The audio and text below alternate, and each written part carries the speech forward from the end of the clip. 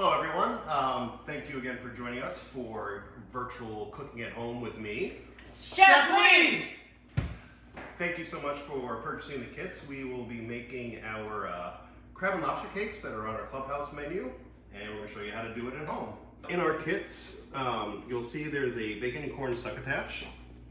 We have some ground Ritz crackers, chopped parsley. We have some ground up red yellow peppers as well as yellow onion.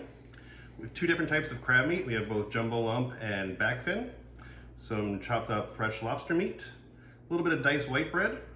We have chipotle aioli. That's gonna go on the base of our plate for our crab cakes, as well as the wet mix to incorporate all the flavors.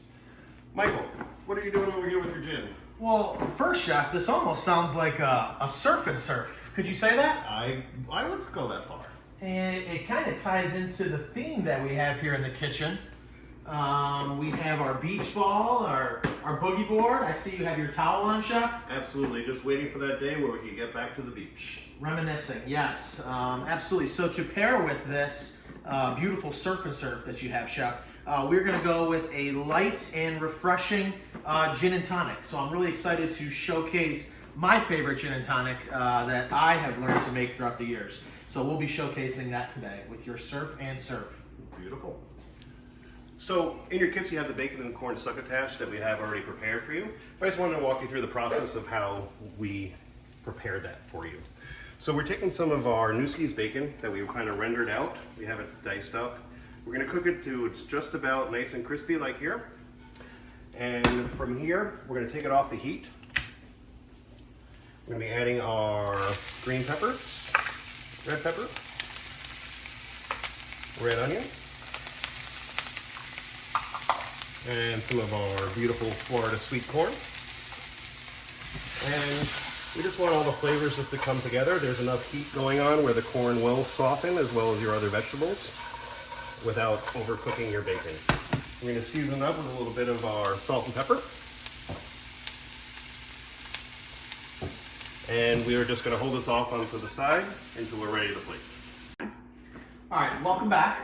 So we are going to get ready to go into Chef starting to prepare the crab cakes. But before we get started, we always do like to do a wine pairing with your meal of choice. So for this crab cake and lobster cake, we have decided to pair any sparkling wine. Specifically, we have selected Conundrum, which is part of the Camus family. And this is their Blanc de Blanc, which means it's made from 100% Chardonnay grapes. But any sparkling wine is great to drink before, and it'll excite the palate, get you ready, and it's going to pair great with the meal as well. So Chef, turning it over to you now, can you go ahead and show us the first steps of preparing your crab and lobster cake? Absolutely. So the first step for this is we're going to take the little bit of white bread that we have in here and throw it in our mixing bowl, and we're going to let it soak up the wet mix. Now we use the white bread just as a little bit of binder just to help hold the crab cakes together. In your wet mix we have eggs, there's two different types of mustard, a little bit of Old Bay seasoning, some mayonnaise, salt and pepper, and a little bit of Tabasco. So I like mixing it by hand with my gloves on, but you could certainly mix it with a spoon, wooden spoon, spatula, whatever you have on hand. So we're gonna just mix this up just to make sure all the bread is all covered. And we're gonna let this sit and kind of hang out for 2 minutes just so the bread can absorb the moisture from your wet mix. So now we're gonna turn it over to Michael and see what's going on with our delicious gin cocktail. Thank you, Chef. Yes, so we are going to start our preparation of the gin and tonic cocktail. So the first thing that we are going to do is we are going to get a wine glass. We want to prepare the gin and tonic in a wine glass to help with the aromas from the cocktail. So we will start with one large ice cube if you happen to have one. If not, the more ice, the better in your wine glass. From there, we are going to go ahead and start with our fruit. My favorite rendition comes from Chef Jose Andres, Spanish chef who incorporates juniper, lemon, lime, orange. So we'll start with a little bit of lemon. lime there, a little bit of orange. Now we're gonna go ahead and add our gin. For this gin and tonic, I have chosen Hendrick's, one of my favorite gins. It has a lot of notes of rose petal and cucumber. It's very floral, and it's one of my favorite gins, and I think it's gonna go great with this gin and tonic. So for the ratio of gin to tonic, typically it can be anywhere from 1:1 to 1:3. Depending on how strong you like your cocktail. I prefer a 1:2 ratio, so I'll be doing 2 ounces of gin to 4 ounces of tonic. So now we'll go ahead and we will add our 2 ounces of gin.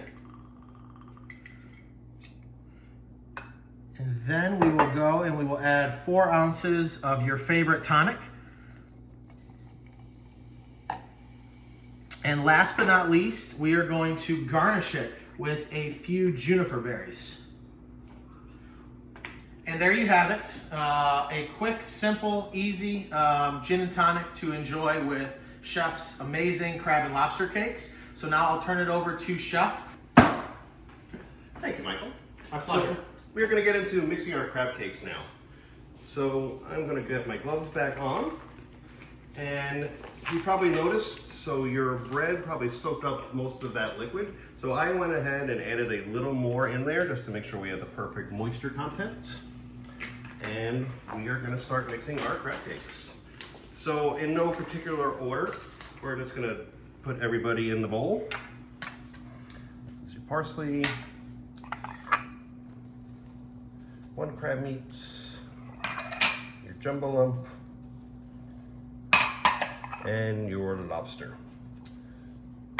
So the only thing I will mention with mixing these cakes at home is just to be very gentle with it. So the rubber spatula could work as well, but you're gonna wanna just gently get in there with your fingers instead of just really grinding it away. That way you still have the texture and the composition of your jumbo lump crab as well as the lobster.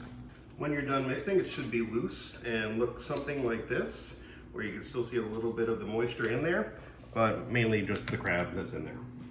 So now we're gonna get into browning our crab cakes before we put them into the oven. So in a non-stick pan, you can start with any fat that you want. We have some beautiful olive oil over here. You could use butter, you could use canola oil, pan spray, whatever you have, it'll all work the same. So we're gonna get our crab cakes down, right? And you don't want your pan too hot, kind of nice medium hot where you can start seeing a little bit of bubbling on the outside, but not too hot where you're gonna brown them.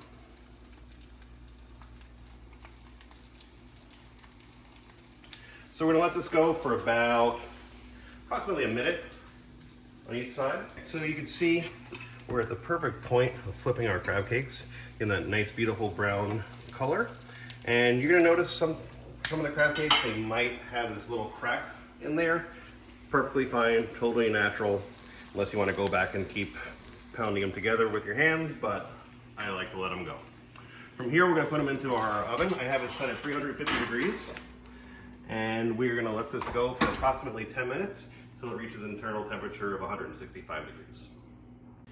Okay, so 10 minutes are up, crab cakes are nice and hot, and we're gonna bring them over here. We're gonna start the plating process. So your chipotle aioli that's in your kit, you could use as much or as little as you want. I usually go in with a spoon and I'm gonna put a good little layer down on the plate just like that. Going to take our crab cakes and we are going to just follow the line right across the plate. And like I said, this doesn't have to be perfect by any means. You can do it however you want, plate them whatever comes to you naturally. This is just how we kind of do it at the restaurant, so that's what we're doing. And we're going to take our bacon and corn succotash from earlier. I like to just take this and just kind of put them all on top of each crab cake. Get some of them there in there. And at this point, we'll say we have our completed crab and lobster cakes. So thank you all for joining us on our second episode of Virtual Cooking at Home with me, Chef Lee. So we are ready to dig into our delicious crab cakes. I have my beautiful wine. Michael's got his perfectly paired gin cocktail. Absolutely. And just thank you very much for joining us. Yes, thank you again. We appreciate all the support and we really hope you enjoy. We'll see you next week. Cheers.